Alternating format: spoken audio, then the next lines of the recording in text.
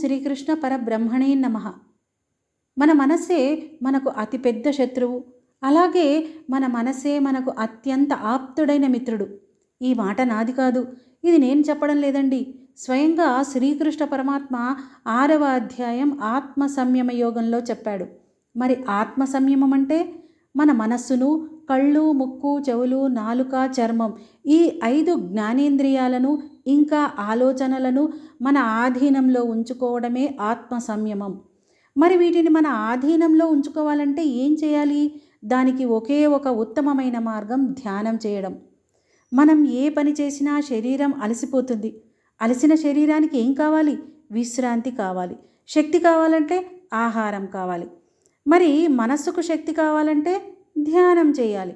ధ్యానం కూడా కర్మే. ఏ కర్మ చేసినా అలసిపోయే దేహం ధ్యాన కర్మ చేయడం వల్ల అలసట పోగొట్టుకొని నూతనమైన ఉత్తేజాన్ని పొందుతుంది. మరి ధ్యానం ఎలా చేయాలి?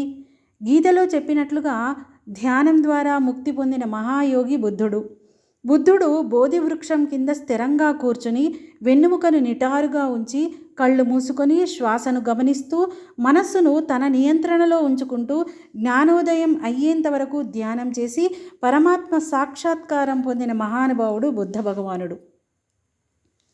తనపై తనకు నియంత్రణ ఉంటే వ్యక్తిని ఎవరూ పాడు చేయలేరు. మన మనస్సును మంచి ఆలోచనల వైపు నడిపిస్తే మనకు మిత్రుడిలా సహాయం చేస్తుంది. కానీ చెడు అలవాట్లు, కోపం, సోమరితనం, అసూయ, ఈర్ష్య వంటి వాటికి లోబడితే అదే మనస్సు మన ఎదుగుదలకు శత్రువులా అడ్డంగా మారుతుంది.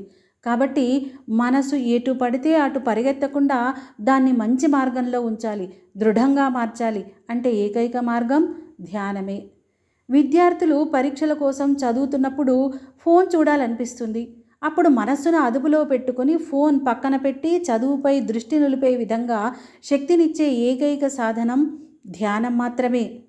కోపం వచ్చినప్పుడు వెంటనే అరవకుండా తనను తాను అదుపులో ఉంచుకునేట్లు చేసే దివ్య సాధనం ధ్యానం. ధ్యానం చేసేటప్పుడు మనసు ఇతర విషయాలపైకి వెళ్ళినా వెంటనే ఆ మనస్సుని భగవంతుడిపైకి తీసుకురావాలి. ఇలా ధ్యాన సాధన చేసిన వ్యక్తికి జీవితంలో అన్ని విజయాలే. అతి చిన్న వయసులో ధ్రువుడు అడవులకు వెళ్ళి భగవంతునిపై మనసు నిలిపి పట్టుదలతో ధ్యానించాడు. తన మనస్సు ఇతర విషయాలపైకి పోనివ్వకుండా శ్రీహరినే స్మరించాడు. చివరకు భగవంతుని దర్శన భాగ్యాన్ని పొందాడు. నేటి ఆధునిక కాలంలో మనం ధ్యానం చేయడానికి అడవులకు వెళ్ళనక్కర్లేదు. ప్రశాంతమైన వాతావరణంలో చుట్టూ పచ్చని చెట్లతో ఎలాంటి శబ్దాలు, కాలుష్యము లేని ఆహ్లాదపరిచే ప్రకృతి అందాల మధ్య గీతలో భగవంతుడు చెప్పిన విధంగా ఉన్న అద్భుతమైన ధ్యాన మందిరం అదేనండి మన భాగ్యనగరంలో ఉన్న కాన్హా శాంతివనం. ఇక్కడికి సాఫ్ట్వేర్లు, ఉద్యోగులు, వ్యాపారవేత్తలు ఇలా అందరూ తమ రోజువారీ పనులు చేసుకుంటూ కొంత సమయం ధ్యానం చేసే విధానాన్ని నేర్చుకుంటున్నారు. ఆధునిక సమాజంలో ఉంటూనే గీతలో చెప్పిన యోగ జీవనాన్ని ఎలా గడపవచ్చో వీరు నిరూపిస్తున్నారు.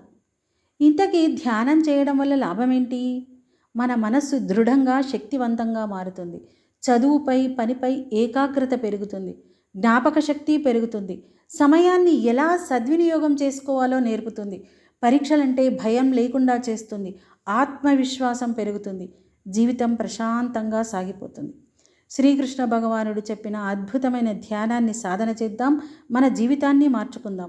మనసును నియంత్రించి భగవంతునిపై నిలిపే యోగమే ఆత్మ సంయమ యోగం. ఓం నమో భగవతే వాసుదేవాయ.